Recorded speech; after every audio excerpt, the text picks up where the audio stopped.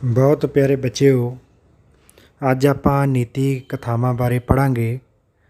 ਨੀਤੀ ਕਥਾ ਦੇ ਨਾਂ ਤੋਂ ਹੀ ਸਪਸ਼ਟ ਹੁੰਦਾ ਹੈ ਕਿ ਇਹ ਉਹ ਕਥਾ ਹੁੰਦੀ ਹੈ ਜਿਸ ਵਿੱਚ ਕੋਈ ਨੀਤੀ ਦੱਸੀ ਗਈ ਹੋਵੇ।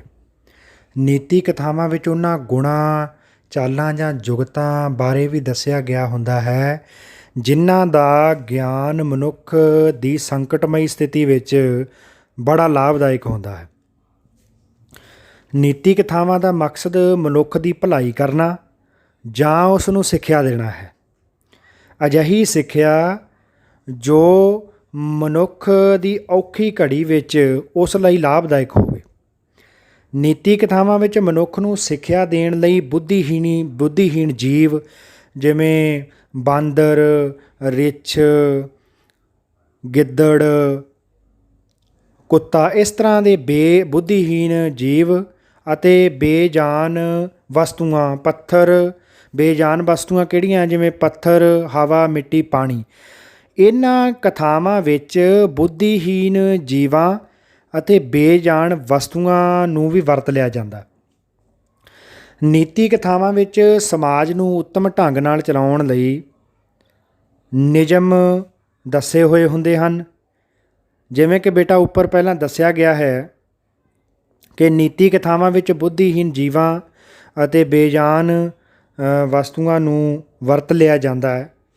ਇਸ ਲਈ ਪਸ਼ੂ ਪੰਛੀਆਂ ਨੂੰ ਮਨੁੱਖ ਦੇ ਗੁਣ ਪ੍ਰਦਾਨ ਕਰਕੇ, ਜਾਣੀ ਪਸ਼ੂ ਪੰਛੀਆਂ ਨੂੰ ਮਨੁੱਖ ਦੇ ਗੁਣ ਦੇ ਕੇ ਮਨੁੱਖ ਨੂੰ ਬੜੇ ਵਿਅੰਗਮਈ ਤਰੀਕੇ ਨਾਲ ਨੈਤਿਕ ਉਪਦੇਸ਼ ਦਿੱਤਾ ਜਾਂਦਾ ਤਾਂ ਕਿ ਮਨੁੱਖ ਕੋਈ ਚੰਗਾ ਨੈਤਿਕ ਗੁਣ ਆਪਣੇ ਵਿੱਚ ਹਾਸਲ ਕਰ ਲਏ। ਤੁਸੀਂ ਪਿਛਲੀਆਂ ਕਲਾਸਾਂ ਵਿੱਚ ਜਾਂ ਘਰ ਵਿੱਚ ਆਪਣੇ ਵੱਡੇ ਵਡੇਰਿਆਂ ਤੋਂ ਪਸ਼ੂ ਪੰਛੀਆਂ ਦੀਆਂ ਬੜੀਆਂ ਕਹਾਣੀਆਂ ਸੁਣੀਆਂ ਹੋਣੀਆਂ। ਛੋਟੀਆਂ ਕਲਾਸਾਂ ਵਿੱਚ ਲਾਲਚੀ ਕੁੱਤਾ, ਕਾਂ ਅਤੇ ਚਿੜੀ, ਪਿਆਸਾ ਕਾਂ, ਚਲਾਕ ਲੂੰਬੜੀ, ਇਸ ਤਰ੍ਹਾਂ ਦੀਆਂ ਕਹਾਣੀਆਂ ਬੇਟਾ ਤੁਸੀਂ ਪੜ੍ਹੀਆਂ ਸੁਣੀਆਂ ਹੈਗੀਆਂ। ਘਰ ਵਿੱਚ ਜਿਹੜੇ ਵੱਡੇ ਬਜ਼ੁਰਗ ਹੈ ਉਹ ਸਾਨੂੰ ਇਸ ਤਰ੍ਹਾਂ ਦੀਆਂ ਕਹਾਣੀਆਂ ਦੱਸਦੇ ਰਹਿੰਦੇ ਆ। ਵੈਸੇ ਇਸ ਤਰ੍ਹਾਂ ਦਾ ਰਿਵਾਜ ਅੱਜ ਕੱਲ੍ਹ ਘੱਟ ਰਿਹਾ ਹੈ ਕਿਉਂਕਿ ਮੋਬਾਇਲ, ਟੀਵੀ ਦੇ ਆਉਣ ਨਾਲ ਬੱਚਿਆਂ ਵਿੱਚ ਮਨੋਰੰਜਨ ਦਾ ਜਿਹੜਾ ਸਾਧਨ ਹੈ ਉਹ ਬਦਲ ਗਿਆ। ਪਹਿਲਾਂ ਪੁਰਾਣੇ ਸਮੇਂ ਦੇ ਵਿੱਚ ਜਿਹੜਾ ਮਨੋਰੰਜਨ ਦਾ ਸਾਧਨ ਹੁੰਦਾ ਸੀ ਉਹ ਸਾਡੀਆਂ ਇਸ ਤਰ੍ਹਾਂ ਦੀਆਂ ਕਥਾਵਾਂ ਹੁੰਦੀਆਂ ਸੀ ਜਿਨ੍ਹਾਂ ਨੂੰ ਬਾਤਾਂ, ਬੁਝਾਰਤਾਂ ਦੇ ਰੂਪ ਵਿੱਚ ਰਾਤ ਦੇ ਸਮੇਂ 'ਚ ਪਾਇਆ ਜਾਂਦਾ ਸੀ। ਪਰ ਹੁਣ ਸਮਾਂ ਬਦਲਿਆ, ਮਨੁੱਖ ਦੇ ਮਨੋਰੰਜਨ ਦੇ ਸਾਧਨ ਵੀ ਬਦਲ ਗਏ। ਪਹਿਲਾਂ ਮਨੁੱਖ ਇਹੋ ਜਿਹੀਆਂ ਕਥਾਵਾਂ ਤੋਂ ਮਨੋਰੰਜਨ ਦਾ ਸਾਧਨ ਸੀ ਇਹੋ ਜਿਹੀਆਂ ਕਥਾਵਾਂ। ਲੇਕਿਨ ਅੱਜ ਕੱਲ੍ਹ ਮੋਬਾਇਲ ਆ ਗਏ। ਮੋਬਾਇਲ ਜਾਂ ਟੀ ਵੀ ਆਉਣ ਨਾਲ ਜਿਹੜੀਆਂ ਕਥਾਵਾਂ ਸੀ ਉਹ ਖਤਮ ਹੋ ਗਈਆਂ। ਇਹਦਾ ਭਾਵ ਇਹ ਹੈ ਖਤਮ ਹੋਣ ਦਾ ਕਿ ਇੱਕ ਜਿਹੜੀ ਲੜੀ ਪੀੜ੍ਹੀ ਦਰ ਪੀੜ੍ਹੀ ਪਹਿਲਾਂ ਤੋਂ ਤੁਰੀ ਆਉਂਦੀ ਸੀ ਉਹਦੇ 'ਤੇ ਕੱਟ ਵੱਜ ਗਿਆ ਕਿਉਂਕਿ ਮਨੋਰੰਜਨ ਦੇ ਸਾਧਨ ਬਦਲਣ ਨਾਲ ਇਹ ਜਿਹੜੀ ਸਥਿਤੀ ਪੈਦਾ ਹੋ ਗਈ। ਅੱਜ ਦਾ ਮਨੁੱਖ ਬੇਟਾ ਜਿਸ ਤਰ੍ਹਾਂ ਦਾ ਸਮਾਂ ਹੁਣ ਚੱਲ ਰਿਹਾ, ਮਨੁੱਖ ਜਿਹੜੇ ਸਮੇਂ 'ਚੋਂ ਹੁਣ ਗੁਜ਼ਰ ਰਿਹਾ ਉਹਦੀਆਂ ਬਹੁਤ ਵੱਡੀਆਂ ਤਰਾਸਦੀਆਂ ਦਾ ਮਤਲਬ ਇਹ ਹੈ ਕਿ ਅੱਜ ਦੇ ਸਮਾਜ ਵਿੱਚ ਬੜੀ ਤਰ੍ਹਾਂ ਦੀਆਂ ਸਮੱਸਿਆਵਾਂ ਪੈਦਾ ਹੋ ਗਈਆਂ। ਉਹਦਾ ਵੱਡਾ ਕਾਰਨ ਬੇਟਾ ਇਹ ਹੀ ਹੈ ਕਿ ਮੋਬਾਇਲ, ਟੀਵੀ ਅਤੇ ਹੋਰ ਸੰਚਾਰ ਸਾਧਨਾਂ ਦੇ ਆਉਣ ਨਾਲ ਸਾਡੇ ਕੋਲ ਨੈਤਿਕ ਸਿੱਖਿਆ ਘੱਟ ਗਈ। ਨੈਤਿਕ ਗੁਣਾਂ ਦਾ ਹੋਣਾ ਹਰ ਬੱਚੇ ਆਦਮੀ ਲਈ ਬੜਾ ਜ਼ਰੂਰੀ ਹੈ। ਜੇ ਕਿਸੇ ਸਮਾਜ ਦੀ ਤਰੱਕੀ ਦਾ ਅੰਦਾਜ਼ਾ ਲਾਉਣਾ ਹੋਵੇ ਤਾਂ ਇਸ ਗੱਲ ਤੋਂ ਲਾਇਆ ਜਾ ਸਕਦਾ ਕਿ ਉੱਥੋਂ ਦੇ ਜਿਹੜਾ ਯੂਥ ਹੈ, ਉੱਥੋਂ ਦੇ ਜਿਹੜੇ ਨੌਜਵਾਨ ਮੁੰਡੇ ਕੁੜੀਆਂ ਨੇ ਉਹਨਾਂ 'ਚ ਕਿੰਨੀ ਕੁ ਨੈਤਿਕ ਸਿੱਖਿਆ। ਲੇਕਿਨ ਅੱਜ ਪੰਜਾਬੀ ਸਮਾਜ ਜਿਸ ਤਰ੍ਹਾਂ ਦੀ ਗਿਰਾਵਟ ਵੱਲ ਜਾ ਰਿਹਾ ਉਹਦਾ ਜੇ ਮੂਲ ਕਾਰਨ ਤੁਸੀਂ ਵੇਖੋ ਜਾਂ ਇਹ ਚੀਜ਼ ਦੀ ਪੁਣ ਛਾਣ ਕੀਤੀ ਜਾਵੇ ਵੀ ਕਿਉਂ ਜਾ ਰਿਹਾ ਇਸ ਤਰ੍ਹਾਂ ਦੇ ਇੰਨੇ ਮਾੜੇ ਪਾਸੇ, ਤਾਂ ਇਹਦਾ ਕਾਰਨ ਇਹੋ ਹੀ ਲੱਭੇਗਾ ਕਿ ਬੱਚਿਆਂ ਦੇ ਵਿੱਚ ਜਿਹੜੀਆਂ ਨੈਤਿਕ ਗੁਣ ਨੇ ਨਾ ਉਹ ਬਿਲਕੁਲ ਘੱਟ ਗਏ। ਜਿਸ ਤਰ੍ਹਾਂ ਦੇ ਅਸੀਂ ਅੱਜ ਕੱਲ੍ਹ ਗੀਤ ਸੁਣ ਰਹੇ ਹਾਂ, ਜਿਸ ਤਰ੍ਹਾਂ ਦੀਆਂ ਫਿਲਮਾਂ ਵੇਖ ਰਹੇ ਹਾਂ, ਉਹ ਸਾਨੂੰ ਕਿਸ ਤਰ੍ਹਾਂ ਦੇ ਗੁਣਾਂ ਵੱਲ ਪ੍ਰੇਰਿਤ ਕਰਦੀਆਂ ਜਾਂ ਉਹ ਕਿਹੋ ਜਿਹੀ ਭਾਵਨਾ ਸਾਡੇ ਵਿੱਚ ਵਿਕਸਿਤ ਕਰਦੀਆਂ, ਇੱਕ ਬੜਾ ਵੱਡਾ ਮਸਲਾ ਹੈ। ਚਲੋ ਇਹ ਗੱਲਾਂ ਬੇਟਾ ਹੋਰ ਤਰ੍ਹਾਂ ਦੀਆਂ ਨੇ, ਲੇਕਿਨ ਨੀਤੀ ਕਥਾਵਾਂ ਸਾਡੀ ਜ਼ਿੰਦਗੀ ਦੇ ਵਿੱਚ ਬੜਾ ਵੱਡਾ ਰੋਲ ਅਦਾ ਕਰਦੀਆਂ।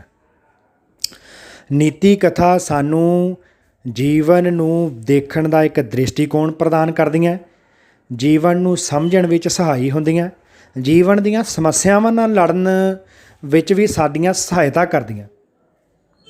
ਪਰ ਹੁਣ ਕਿਉਂਕਿ ਟੀਵੀ, ਮੋਬਾਈਲ ਜਾਂ ਹੋਰ ਸੰਚਾਰ ਸਾਧਨਾਂ ਦੇ ਆਉਣ ਨਾਲ ਇਹਨਾਂ ਕਥਾਵਾਂ ਨੂੰ ਕੋਈ ਸੁਣਦਾ ਨਹੀਂ ਹੈ।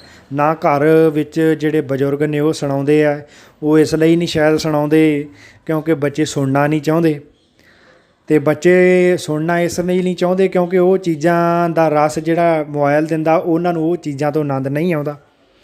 ਸੋ ਜਾਣੀ ਇਸ ਕਰਕੇ ਬੇਟਾ ਵੱਡੀ ਜਿਹੜੀ ਹੈ ਨਾ, ਇੱਕ ਕਹਿ ਲਓ ਗਿਰਾਵਟ ਵੱਲ ਨੂੰ ਸਮਾਜ ਜਾ ਰਿਹਾ। ਸਾਰੇ ਪੇਰੈਂਟਸ ਨੂੰ ਲਗਭਗ ਆਪਣੇ ਬੱਚਿਆਂ ਤੋਂ ਸ਼ਿਕਾਇਤ ਹੈ। ਉਹ ਇਸ ਲਈ ਟੀਚਰਸ ਨੂੰ ਆ ਕੇ ਕਹਿੰਦੇ ਆ ਕਿ ਇਸ ਨੂੰ ਸਮਝਾਓ। ਲੇਕਿਨ ਇਸ ਤਰ੍ਹਾਂ ਦਾ ਜਿਹੜੀਆਂ ਨੀਤੀ ਕਥਾਵਾਂ ਹੁੰਦੀਆਂ ਸੀ ਨਾ ਬੇਟਾ, ਉਹ ਪਹਿਲਾਂ ਘਰ ਦੇ ਵਿੱਚ ਹੀ ਬੱਚੇ ਨੂੰ ਜਦੋਂ ਸੁਣਾਈਆਂ ਜਾਂਦੀਆਂ ਸੀ, ਉਹਦੇ ਵਿੱਚ ਬੜੇ ਗੁਣ ਉਹਦੇ 'ਚ ਡਿਵੈਲਪ ਹੋ ਜਾਂਦੇ ਸੀ। ਹੁਣ ਨਹੀਂ ਸੁਣਾਈਆਂ ਜਾਂਦੀਆਂ, ਇਸ ਕਰਕੇ ਸਮੱਸਿਆ ਖੜੀ ਹੋ ਗਈ।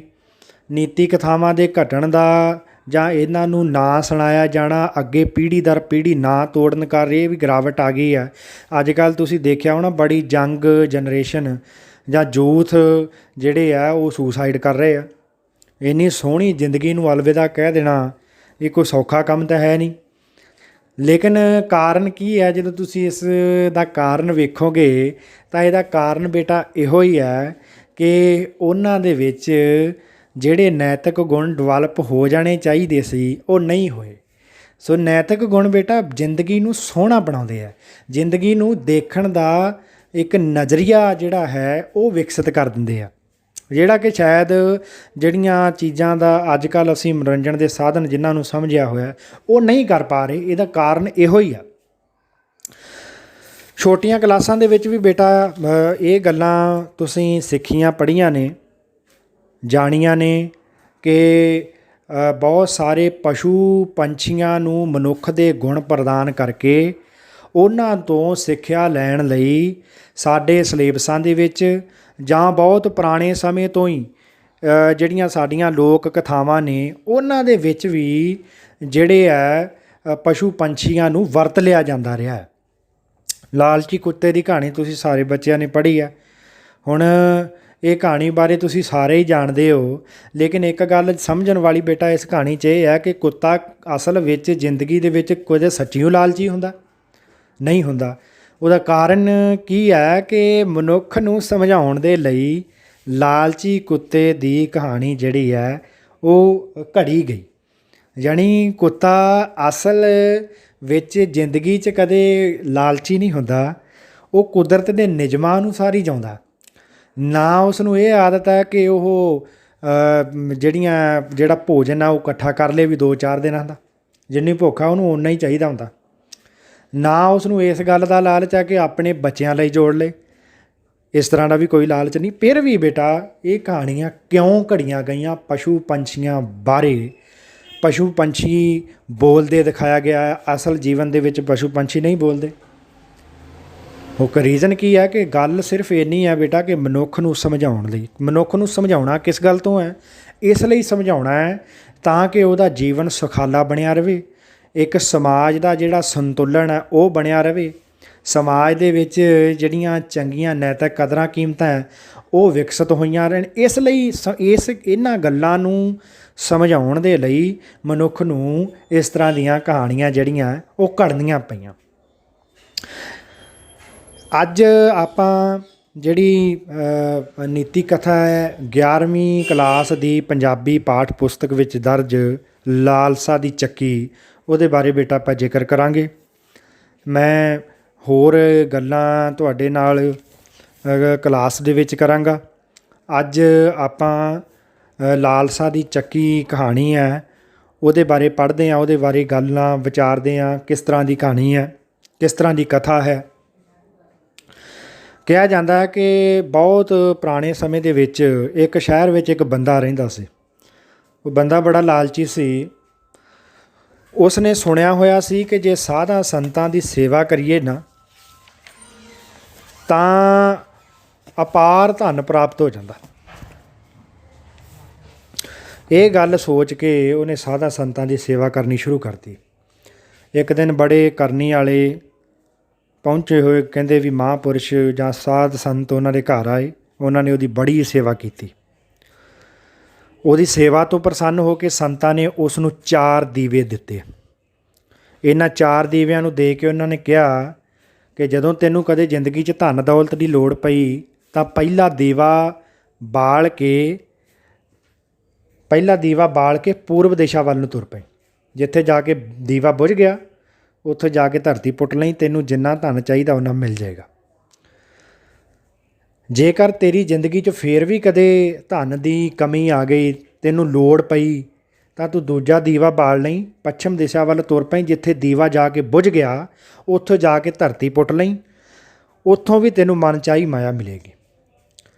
ਜੇਕਰ ਤੇਰੀ ਫੇਰ ਵੀ ਇੰਨੇ ਧਨ ਨਾਲ ਸੰਤੁਸ਼ਟੀ ਨਾ ਹੋਈ, ਤੂੰ ਇੱਕ ਕੰਮ ਹੋਰ ਕਰੀ, ਤੀਜਾ ਦੀਵਾ ਵੀ ਬਾਲ ਲਈ।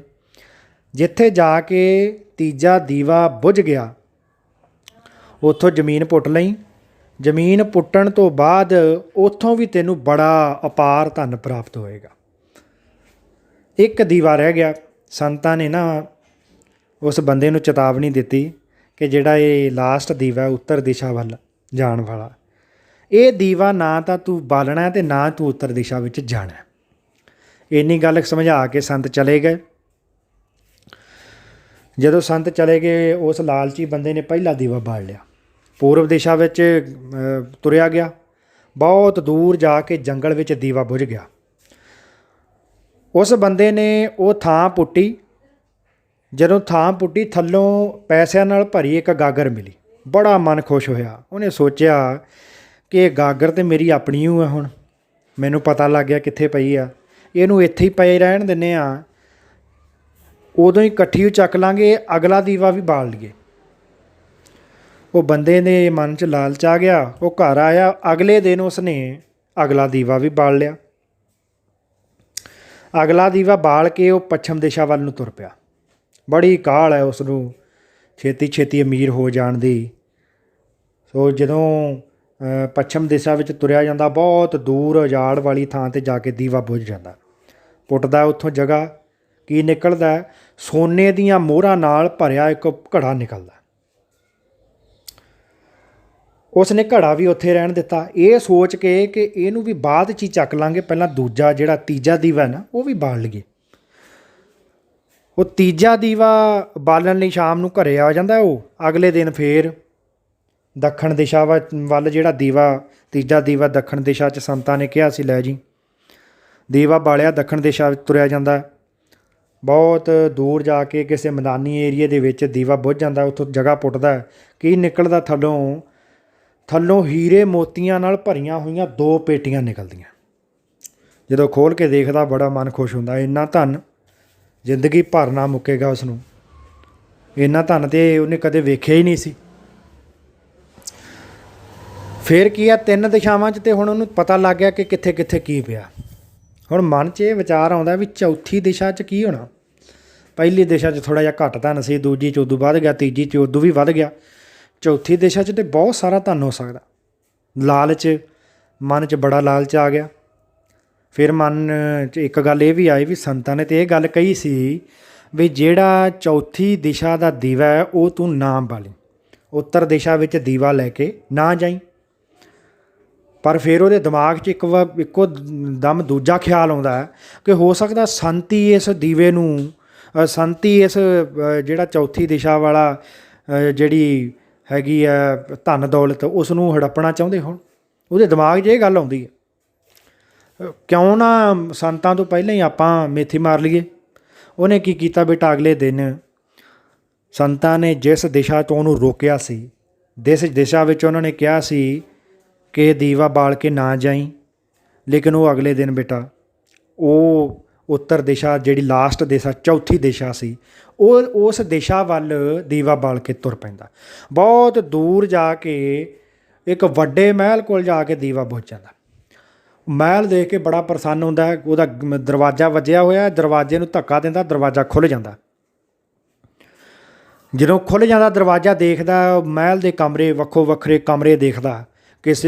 ਕੋਈ ਕਮਰਾ ਬੇਟਾ ਪੈਸਿਆਂ ਨਾਲ ਭਰਿਆ ਹੋਇਆ, ਕੋਈ ਕਮਰਾ ਹੀਰੇ ਜਵਾਹਰਾਤ ਨਾਲ ਭਰਿਆ ਹੋਇਆ, ਕਿਸੇ ਕਮਰੇ 'ਚ ਸੋਨੇ ਦੀਆਂ ਮੋਹਰਾਂ ਪਈਆਂ। ਇੰਨੀ ਅਪਾਰ ਧਨ ਦੌਲਤ ਭਰੇ ਹੋਏ ਕਮਰੇ, ਸਾਰੇ ਕਮਰੇ ਦੇਖਦਾ। ਇੱਕ ਥਾਂ ਤੋਂ ਆਵਾਜ਼ ਆ ਰਹੀ ਆ ਖੜਖੜ ਦੀ, ਖੜਕਾ ਹੋ ਰਿਹਾ ਕਿ ਦੇਖਦਾ। ਉਹ ਕਮਰੇ ਦੇ ਨੇੜੇ ਜਾ ਕੇ ਦੇਖਦਾ, ਇੱਕ ਆਦਮੀ ਉੱਥੇ ਚੱਕੀ ਚਲਾ ਰਿਹਾ। ਉਸ ਆਦਮੀ ਨੂੰ ਪੁੱਛਦਾ, ਤੂੰ ਕੌਣ ਹੈ? ਉਹ ਆਦਮੀ ਇਸ ਨੂੰ ਬੁਲਾਉਂਦਾ, ਕਹਿੰਦਾ ਮੈਂ ਤੈਨੂੰ ਦੱਸਦਾ ਮੈਂ ਕੌਣ ਆ, ਤੂੰ ਥੋੜ੍ਹਾ ਜਿਹਾ ਟਾਈਮ ਮੇਰੀ ਚੱਕੀ ਤਾਂ ਗੇੜ। ਉਹ ਕੀ ਕਰਦਾ ਬੇਟਾ, ਲਾਲਚੀ ਬੰਦਾ ਨਾ, ਉਹ ਚੱਕੀ ਫੜ ਲੈਂਦਾ। ਉਹ ਕਹਿੰਦਾ ਚੱਕੀ ਨੂੰ ਫੇਰੀ ਚੱਲ, ਮੈਂ ਤੈਨੂੰ ਦੱਸਦਾ ਵੀ ਮੈਂ ਕੌਣ ਆ ਅਤੇ ਇੱਥੇ ਕਿਵੇਂ ਆਇਆ। ਇੱਕ ਗੱਲ ਉਹ ਸੰਕੇਤ ਕਰ ਦਿੰਦਾ ਬੇਟਾ ਕਿ ਇੱਕ ਤਾਂ ਇਹ ਗੱਲ ਸੁਣ ਲੈ ਕਿ ਤੂੰ ਚੱਕੀ ਬੰਦ ਨਹੀਂ ਕਰਨੀ। ਕਿਉਂ ਨਹੀਂ ਬੰਦ ਕਰਨੀ? ਕਿਉਂਕਿ ਜਦੋਂ ਤੂੰ ਚੱਕੀ ਬੰਦ ਕਰੇਂਗਾ ਸਾਰਾ ਕੰਮ ਤਹਿਸ ਨਹਿਸ ਹੋ ਜਾਣਾ। ਕੀ ਤਹਿਸ ਨਹਿਸ ਹੋ ਜਾਣਾ ਬਾਈ? ਸੋ ਤਹਿਸ ਨਹਿਸ ਕੀ ਸੀ? ਉਸਨੇ ਆਪਣੀ ਜਿਹੜੀ ਗੱਲ ਹੈ ਕਿ ਮੈਂ ਕੌਣ ਆ, ਇੱਥੇ ਕਿਵੇਂ ਆਇਆ, ਉਹਦੇ ਬਾਰੇ ਦੱਸਿਆ ਬੇਟਾ ਉਸ ਲਾਲਚੀ ਬੰਦੇ ਨੂੰ ਕਿ ਮੈਂ ਵੀ ਤੇਰੇ ਵਾਂਗੂ ਲਾਲਚ ਕਰਕੇ ਨਾ, ਸੰਤਾਂ ਦੇ ਬਚਨਾਂ ਦੀ ਵਿਗਿਆ ਕਰਕੇ ਚੌਥਾ ਦੀਵਾ ਬਾਲ ਕੇ ਇੱਥੇ ਆਇਆ ਸੀ, ਅਤੇ ਮੇਰੇ ਤੋਂ ਪਹਿਲਾਂ ਵੀ ਇੱਥੇ ਇੱਕ ਬੰਦਾ ਚੱਕੀ ਪੀ ਰਿਹਾ ਸੀ। ਉਹਨੇ ਵੀ ਮੈਨੂੰ ਤੇਰੇ ਵਾਂਗੂ, ਜਿਵੇਂ ਮੈਂ ਤੈਨੂੰ ਚੱਕੀ ਫੜਾਤੀ, ਉਹਨੇ ਵੀ ਮੈਨੂੰ ਇਸ ਤਰ੍ਹਾਂ ਕਹਿ ਕੇ ਚੱਕੀ ਫੜਾਈ ਸੀ। ਹੁਣ ਚੱਕੀ ਦੇ ਚੱਲਦੇ ਰਹਿਣਾ ਬੜਾ ਜ਼ਰੂਰੀ ਆ, ਅਤੇ ਜੇ ਤੂੰ ਚੱਕੀ ਬੰਦ ਕਰਤੀ, ਇਹ ਸਾਰੇ ਦਾ ਸਾਰਾ ਮਹਿਲ ਤੇਰੇ 'ਤੇ ਡਿੱਗ ਪੈਣਾ। ਉਹ ਬੰਦਾ ਚੱਕੀ ਬੰਦ ਹੀ ਕਰਦਾ ਹੈ। ਉਹ ਕਹਿੰਦਾ ਚੱਕੀ ਬੰਦ ਨਾ ਕਰੀ, ਬੰਦ ਕਰ ਦੇਂਗਾ ਤੇ ਤੇਰੀ ਜਾਨ, ਤੇਰਾ ਜਹਾਨ, ਸਾਰਾ ਕੁਝ ਹੀ ਚਲੇ ਜਾਣਾ। ਬੜਾ ਫਸਿਆ। ਹੁਣ ਬੇਟਾ ਗੱਲ ਇਹ ਕਿ ਇੰਨਾ ਧਨ ਦੌਲਤ ਵੀ ਮਿਲ ਗਿਆ, ਸਾਰਾ ਕੁਝ ਹਾਸਲ ਕਰ ਲਿਆ, ਪਤਾ ਨਹੀਂ ਕਿੰਨੀਆਂ ਪੀੜ੍ਹੀਆਂ ਲਈ ਜੁੜ ਵੀ ਗਿਆ, ਪਰ ਗੱਲ ਇਹ ਹੈ ਕਿ ਉਹ ਵਰਤਣ ਜੋਗਾ ਹੈ ਨਹੀਂ। ਚੱਕੀ ਨੂੰ ਚਲਾਉਣਾ ਛੱਡੇਗਾ ਅਤੇ ਮਹਿਲ ਉਹਦੇ 'ਤੇ ਡਿੱਗ ਪੈਣਾ। ਬੜਾ ਬੁਰੀ ਤਰ੍ਹਾਂ ਫਸ ਜਾਂਦਾ ਹੈ। ਉਹ ਕਹਿੰਦਾ ਮੇਰਾ ਖਹਿੜਾ ਕਿਵੇਂ ਛੁੱਟੇਗਾ? ਉਸ ਬੰਦੇ ਨੂੰ ਪੁੱਛਦਾ। ਉਹ ਕਹਿੰਦਾ ਵੀ ਖਹਿੜਾ ਤਾਂ ਇਸ ਤਰ੍ਹਾਂ ਹੀ ਛੁੱਟ ਸਕਦਾ ਹੈ ਕਿ ਜਿਵੇਂ ਤੂੰ ਮੇਰਾ ਖਹਿੜਾ ਛਡਾਇਆ, ਤੂੰ ਲਾਲਚ ਕਰਕੇ ਇੱਥੇ ਆਇਆ ਸੀ, ਇਸ ਤਰ੍ਹਾਂ ਕੋਈ ਹੋਰ ਲਾਲਚੀ ਬੰਦਾ ਜਦੋਂ ਆਇਆ ਨਾ, ਉਦੋਂ ਹੀ ਤੇਰਾ ਖਹਿੜਾ ਛੁੱਟ ਸਕਦਾ, ਨਹੀਂ ਤੇ ਤੇਰਾ ਖਹਿੜਾ ਨਹੀਂ ਛੁੱਟਣਾ। ਮੈਂ ਸਾਰੀ ਜਵਾਨੀ ਆਪਣੀ ਇਸ ਚੱਕੀ 'ਤੇ ਕੱਢੀ ਆ, ਇਹ ਧਨ ਦੌਲਤ ਮੇਰੇ ਕਿਸੇ ਵੀ ਕੰਮ ਨਹੀਂ ਰਹੀ। ਫਿਰ ਉਹ ਜਾਂਦਾ ਜਾਂਦਾ ਇਹਨੂੰ ਇੱਕ ਹੋਰ ਸਵਾਲ ਕਰਦਾ, ਬੇਟਾ ਕਿ ਹੁਣ ਤੂੰ ਜਾ ਕੇ ਕਰੇਂਗਾ ਕੀ? ਉਹ ਕਹਿੰਦਾ ਵੀ ਕਰਨਾ ਤਾਂ ਕੁਝ ਵੀ ਹੋਵੇ, ਪਰ ਮੈਂ ਇੱਕ ਗੱਲ ਜ਼ਰੂਰ ਕਹਾਂਗਾ। ਉਹ ਕਹਿੰਦਾ ਕੀ? ਉਹ ਕਹਿੰਦਾ ਵੀ ਮੈਂ ਸਾਰਿਆਂ ਨੂੰ ਜਾ ਕੇ ਇਹ ਕਹਾਂਗਾ ਕਿ ਲਾਲਚ ਬਹੁਤ ਬੁਰੀ ਬਲਾ ਹੈ, ਇਸ ਤੋਂ ਬਚ ਕੇ ਰਹਿਣਾ ਚਾਹੀਦਾ। ਸੋ ਜਾਣੀ ਇਸ ਤਰ੍ਹਾਂ ਦੀ ਜਿਹੜੀ ਸਿੱਖਿਆ ਹੈ ਉਹ ਸਾਨੂੰ ਕਹਾਣੀ ਅੰਤ ਦੇ ਵਿੱਚ ਦਿੰਦੀ ਹੈ। ਕਹਾਣੀ ਬੇਟਾ ਬੜੀ ਇੰਟਰਸਟਿੰਗ ਹੈ ਕਿ ਲਾਲਚ ਬੰਦੇ ਨੂੰ ਕਿਵੇਂ ਆਪਣੇ ਵਿੱਚ ਵੱਸ ਕਰਕੇ ਆਪਣੇ ਹਿਸਾਬ ਨਾਲ ਚੱਲਣ ਲਾ ਦਿੰਦਾ ਕਿ ਬੰਦਾ ਕੁਦਰਤੀ ਨਿਯਮਾਂ ਅਨੁਸਾਰ ਜੀਵਨ ਜਿਉਣਾ ਭੁੱਲ ਜਾਂਦਾ। ਬਹੁਤ ਸਾਰੀਆਂ ਗੱਲਾਂ ਸਾਨੂੰ ਪਸ਼ੂ ਪੰਛੀਆਂ ਤੋਂ ਸਿੱਖਣ ਦੀ ਲੋੜ ਹੈ। ਕੋਈ ਵੀ ਪਸ਼ੂ ਪੰਛੀ ਬੇਟਾ ਆਪਣੇ ਲਈ ਅਗਲੇ ਪਹਿਰ ਦਾ ਵੀ ਖਾਣਾ ਨਹੀਂ ਜੋੜਦਾ। ਉਹਨੂੰ ਇੱਕੋ ਹੀ ਟਾਈਮ ਆਪਣੇ ਖਾਣੇ ਦੀ ਲੋੜ ਹੈ, ਜਦੋਂ ਉਹਨੂੰ ਭੁੱਖ ਲੱਗਦੀ ਹੈ ਉਹਨੂੰ ਮਿਲ ਜੇ, ਇੰਨਾ ਹੀ ਬੜਾ। ਪੰਛੀ ਆਪਣੇ ਆਲ੍ਹਣੇ ਇੱਕੋ ਵਾਰੀ ਪਾਉਂਦੇ ਆ ਜਦੋਂ ਉਹਨਾਂ ਨੇ ਬੱਚੇ ਦੇਣੇ ਹੋਣ। ਜਦੋਂ ਉਹਨਾਂ ਦੇ ਬੱਚੇ ਵੱਡੇ ਹੋ ਜਾਂਦੇ ਆ, ਉਹ ਉਹਨਾਂ ਨੂੰ ਆਲ੍ਹਣੇ ਪਾ ਕੇ ਨਹੀਂ ਦਿੰਦੇ, ਸਿਰਫ ਉਹਨਾਂ ਨੂੰ ਜਾਚ ਸਿਖਾਉਂਦੇ ਆ ਕਿ ਕਿਵੇਂ ਆਲ੍ਹਣੇ ਬਣਾਉਣੇ ਆ, ਕਿਵੇਂ ਜੀਵਨ ਜਿਉਣਾ। ਉਹਨਾਂ ਦੇ ਬੱਚੇ ਆਲ੍ਹਣੇ ਆਪਣੇ ਆਪ ਬਣਾਉਂਦੇ ਆ। ਲੇਕਿਨ ਮਨੁੱਖ ਏਡੀ ਵੱਡੀ ਤਰਾਸਦੀ ਆ ਸਾਡੇ ਸੁਸਾਇਟੀ ਦੀ, ਸਾਡੇ ਸਮਾਜ ਦੀ, ਕਿ ਇੰਨਾ ਲਾਲਚ ਵਧਿਆ, ਇਸ ਲਈ ਇੰਨਾ ਆਰਥਿਕ ਪਾੜਾ ਜਿਹੜਾ ਵੱਧ ਗਿਆ ਬੇਟਾ। ਕੁਛ ਲੋਕਾਂ ਕੋਲ ਬੜਾ ਹੀ ਧਨ ਇਕੱਠਾ ਹੋ ਗਿਆ, ਕੁਝ ਲੋਕਾਂ ਕੋਲ ਰੋਟੀ ਵੀ ਨਹੀਂ ਹੈ। ਸੋ ਇਹ ਕਾਰਨ ਕੀ ਹੈ? ਸਿਰਫ ਲਾਲਸਾ। ਲਾਲਸਾ ਕਾਹਦੀ ਬੇਟਾ? ਅਗਲੀ ਪੀੜ੍ਹੀ ਲਈ ਜੋੜ ਦਿਓ, ਉਦੋਂ ਅਗਲੀ ਲਈ ਵੀ ਜੋੜ ਦਿਓ, ਉਦੋਂ ਅਗਲੀ 7 ਪੀੜ੍ਹੀਆਂ ਲੋਕਾਂ ਜੋੜੀ ਜਾਂਦੇ ਆ। ਸੋ ਇਹਦੇ ਨਾਲ ਨੁਕਸਾਨ ਕੀ ਹੈ ਬੇਟਾ? ਨਾਲੇ ਤਾਂ ਸਮਾਜ ਦਾ ਸੰਤੁਲਨ ਵਿਗੜ ਰਿਹਾ, ਆਉਣ ਵਾਲੇ ਸਮੇਂ 'ਚ ਹੋਰ ਵਿਗੜ ਜਾਣਾ। ਅਤੇ ਦੂਜੀ ਜਿਹੜੀ ਗੱਲ ਕੀ ਹੈ ਕਿ ਜਦੋਂ ਮਨੁੱਖ ਲਾਲਚ ਵਿੱਚ ਆ ਜਾਂਦਾ, ਉਹ ਆਪਣਾ ਜਿਹੜਾ ਜੀਵਨ ਹੈ ਨਾ, ਉਹਨੂੰ ਜਿਉਣ ਦਾ ਤਰੀਕਾ ਭੁੱਲ ਜਾਂਦਾ। ਜਿੰਨਾ ਕੁਦਰਤ ਨਾਲ ਅਸੀਂ ਜੁੜ ਕੇ ਰਵਾਂਗੇ, ਜਿੰਨਾ ਕੁਦਰਤ ਦੇ ਨਿਯਮਾਂ ਅਨੁਸਾਰ ਅਸੀਂ ਜਿਉਵਾਂਗੇ, ਓਨਾ ਹੀ ਬੇਟਾ ਜ਼ਿਆਦਾ ਸ਼ਾਂਤ, ਜ਼ਿਆਦਾ ਖੁਸ਼ੀ ਅਸੀਂ ਹਾਸਲ ਕਰ ਸਕਦੇ ਹੁੰਦੇ ਹਾਂ। ਜਿੰਨਾ ਅਸੀਂ ਕੁਦਰਤ ਤੋਂ ਦੂਰ ਜਾਵਾਂਗੇ, ਓਨਾ ਹੀ ਸਾਡੀ ਜ਼ਿੰਦਗੀ 'ਚ ਵਕਾਰ ਜਾਂ ਵਿਗਾੜ ਪੈਦਾ ਹੁੰਦਾ ਰਹੇਗਾ। ਇਸ ਲਈ ਇਹ ਕਹਾਣੀਆਂ ਜਿਹੜੀਆਂ ਨੀਤੀ ਕਥਾਵਾਂ ਬੜੀਆਂ ਮਹੱਤਵਪੂਰਨ ਆ ਬੇਟਾ। ਬਹੁਤ ਸਾਰੀਆਂ ਕਹਾਣੀਆਂ ਜਿਹੜੀਆਂ ਹਿੱਤੋਪਦੇਸ਼ ਦੇ ਵਿੱਚ ਨੇ, ਇਹ ਗ੍ਰੰਥ ਨੇ ਜਿਨ੍ਹਾਂ 'ਚ ਲੋਕ ਕਥਾਵਾਂ ਦਰਜ ਨੇ। ਪੰਚਤੰਤਰ ਹੈ, ਉਹਦੇ ਵਿੱਚ ਦਰਜ ਨੇ। ਸਾਨੂੰ ਇਸ ਤਰ੍ਹਾਂ ਦੀਆਂ ਕਹਾਣੀਆਂ ਨੂੰ ਜ਼ਰੂਰ ਪੜ੍ਹਨਾ ਚਾਹੀਦਾ ਬੇਟਾ, ਕਿਉਂਕਿ ਇਹ ਕਹਾਣੀਆਂ ਤੋਂ ਇਹ ਨਹੀਂ ਹੈ ਕਿ ਤੁਹਾਨੂੰ ਇਹਨਾਂ ਨਾਲ ਰਸ ਹੀ ਆਏਗਾ। ਇਹ ਕਹਾਣੀਆਂ ਤੁਹਾਨੂੰ ਜੀਵਨ ਜਿਉਣ ਦਾ ਤਰੀਕਾ ਵੀ ਦੱਸਣਗੀਆਂ, ਕਿਵੇਂ ਜੀਵਨ ਜਿਉਣਾ ਚਾਹੀਦਾ, ਕਿਵੇਂ ਜੀਵਨ ਨੂੰ ਸਮਝਣਾ ਚਾਹੀਦਾ, ਕਿਵੇਂ ਸੌਖਾ ਜੀਵਨ ਜਿਉਇਆ ਜਾ ਸਕਦਾ, ਸਿੱਧਾ ਪੱਧਰਾ ਜੀਵਨ। ਇੰਨੀਆਂ ਗੁੰਝਲਦਾਵਾਂ ਨਾ ਪਾਈਏ ਅਸੀਂ ਆਪਣੇ ਆਲੇ ਦੁਆਲੇ ਮੱਕੜੀ ਦਾ ਜਾਲ ਬੁਣ ਲੈਂਦੇ ਹਾਂ। ਉਹ ਜਾਲ ਇਸ ਤਰ੍ਹਾਂ ਦਾ ਹੈ, ਲਾਲਚ ਹੈ ਅਤੇ ਸਾਰਾ ਲਾਲਚ ਦੇ ਵੱਸ ਆ ਕੇ ਹੁੰਦਾ। ਉਹ ਜਾਲ ਇੰਨਾ ਬੁਰੀ ਤਰ੍ਹਾਂ ਬੁਣਿਆ ਜਾਂਦਾ ਕਿ ਮੁੜ ਕੇ ਉਹਦੇ 'ਚੋਂ ਨਿਕਲਿਆ ਨਹੀਂ ਜਾਂਦਾ। ਬੜੀਆਂ ਤਰਾਸਦੀਆਂ ਇਹ ਤੁਸੀਂ ਦੇਖਿਆ ਹੋਣਾ, ਇਹ ਸੁਸਾਇਟੀ ਜਿਹੜੀ 'ਚ ਅਸੀਂ ਹੁਣ ਰਹਿ ਰਹੇ ਹਾਂ, ਕੋਈ ਵੀ ਬੰਦਾ ਖੁਸ਼ ਨਹੀਂ ਲੱਗ ਰਿਹਾ। ਹਾਲਾਂਕਿ ਖੁਸ਼ ਰਹਿਣਾ, ਸ਼ਾਂਤ ਰਹਿਣਾ ਇਹੀ ਬੰਦੇ ਦੇ ਬੁਨਿਆਦੀ ਆਧਾਰ ਨੇ। ਪੈਸੇ ਇਕੱਠੇ ਕਰਨ ਦਾ ਮਤਲਬ ਵੀ ਇਹੋ ਹੀ ਹੈ ਕਿ ਸ਼ਾਂਤੀ ਨਾਲ ਰਵਾਂਗੇ, ਲੇਕਿਨ ਜਦੋਂ ਪੈਸੇ ਇਕੱਠੇ ਹੋ ਜਾਂਦੇ ਉਦੋਂ ਹੋਰ ਲਾਲਚ ਵੱਧ ਜਾਂਦਾ। ਸੋ ਇਸ ਤਰ੍ਹਾਂ ਦੀਆਂ ਕਹਾਣੀਆਂ ਬੇਟਾ ਸਾਨੂੰ ਬੜਾ ਸੋਹਣਾ ਸੰਦੇਸ਼ ਦਿੰਦੀਆਂ, ਸਾਨੂੰ ਪੜ੍ਹਨੀਆਂ ਚਾਹੀਦੀਆਂ। ਕਿਤਾਬਾਂ ਜਿੰਨੀਆਂ ਪੜ੍ਹੀਆਂ ਜਾਣ ਓਨੀਆਂ ਥੋੜ੍ਹੀਆਂ। ਕਿਤਾਬਾਂ ਨਾਲ ਗਿਆਨ ਹਾਸਲ ਹੁੰਦਾ, ਗਿਆਨ ਆਉਣ ਨਾਲ ਜ਼ਿੰਦਗੀ ਦੀ ਸਮਝ ਆਉਂਦੀ ਹੈ, ਜ਼ਿੰਦਗੀ ਦੀ ਸਮਝ ਆਉਣ ਨਾਲ ਜ਼ਿੰਦਗੀ ਦੀਆਂ ਜਿਹੜੀਆਂ ਸਮੱਸਿਆਵਾਂ ਨੇ ਉਹ ਸਾਨੂੰ ਕੋਈ ਬਹੁਤੀ ਵੱਡੀ ਚੀਜ਼ ਨਹੀਂ ਲੱਗਦੀਆਂ। ਸੋ ਇਸ ਲਈ ਬੇਟਾ ਇਹ ਕਹਾਣੀਆਂ, ਇਸ ਤਰ੍ਹਾਂ ਦੀਆਂ ਕਥਾਵਾਂ, ਇਸ ਤਰ੍ਹਾਂ ਦਾ ਲੋਕ ਸਾਹਿਤ ਸਾਨੂੰ ਜ਼ਰੂਰ ਪੜ੍ਹਨਾ ਚਾਹੀਦਾ। ਸਾਰੇ ਬੱਚਿਆਂ ਨੇ ਧਿਆਨ ਨਾਲ ਸੁਣਿਆ। ਸਾਰੇ ਬੱਚਿਆਂ ਦਾ ਬਹੁਤ ਬਹੁਤ ਧੰਨਵਾਦ। ਅਗਲੀ ਵੀਡੀਓ ਲੈ ਕੇ ਫਿਰ ਹਾਜ਼ਰ ਹੋਵਾਂਗੇ। ਉਦੋਂ ਤੱਕ ਲਈ ਸਾਰੇ ਬੱਚਿਆਂ ਨੂੰ ਸਤਿ ਸ੍ਰੀ ਅਕਾਲ।